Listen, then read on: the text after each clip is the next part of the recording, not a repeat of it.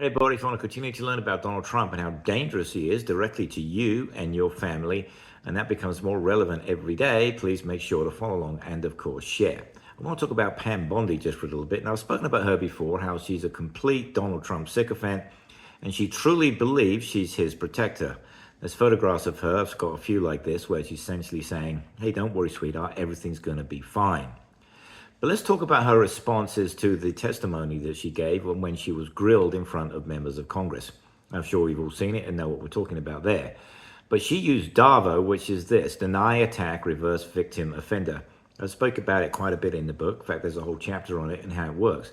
Now, Donald Trump's really good at this. He's literally the king, quite literally, the gold king, when it comes to DARVO. Oh, I'm accused of sexual assault? Nah, I didn't do that. Oh, well, yeah, I knew them, but they're just jealous, right? Oh, they just want to get back at me because they want my money because I'm rich and handsome and successful, right? That's essentially DARVO.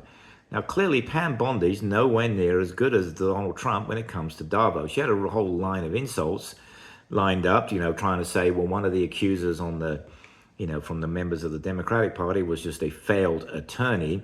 All it did was make her look extremely bad-tempered and extremely silly. DARVO, done correctly, can be quite effective because you put doubt in the minds of the observer on the person who's actually making the accusation. Oh, maybe Donald Trump didn't sexually assault anyone. Maybe nothing really happened.